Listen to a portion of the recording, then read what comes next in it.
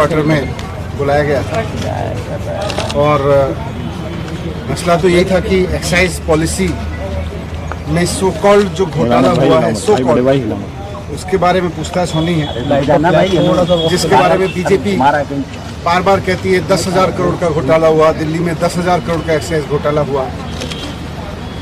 लेकिन आज मैंने सीबीआई में जाके देखा, मैंने देखा कि कोई घोटाला तो वहाँ है ही नहीं, घोटाले की तो कुछ मसला ही नहीं है वहाँ।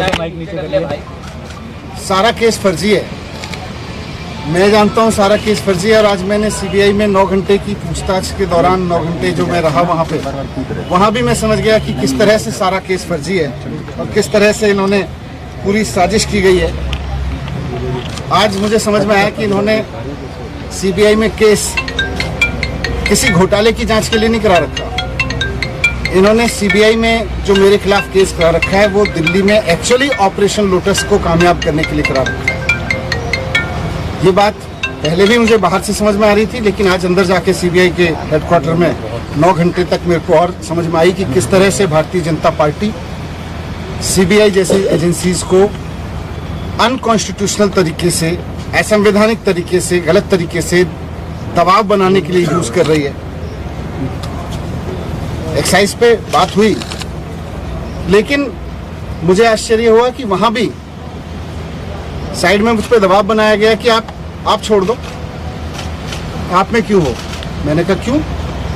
बोले ये केस आपके ऊपर ऐसे ही चलते रहेंगे, नहीं तो। मैंने कहा इस केस में तो है नहीं, ये तो खत्म हो जाएंगे।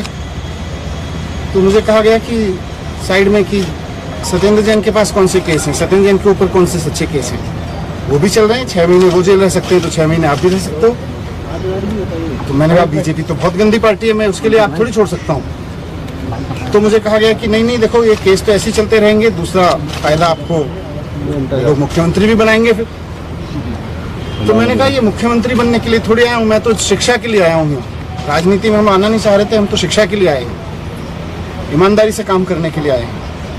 फिर मैंने साफ साफ बोल दिया कि भैया मुझको तो खुशी मिलती है जब दिल्ली के रिक्शे वाले का बच्चा इंजीनियर बनता है, तो उसमें जो खुशी मिलती है मुझे सीएम बन के खुशी नहीं मिलती, सीएम बनने के बारे में सोच के खुशी नहीं मिलती। एक दिल्ली की मेड की बच्ची जब डॉक्टर बनती है तो मुझे खुशी मिलती है। मेरा जीवन शिक्षा को समर्पित है, मैं इस तरह के ऑपरेशन लोटस के किसी दबाव में नहीं आने वाला।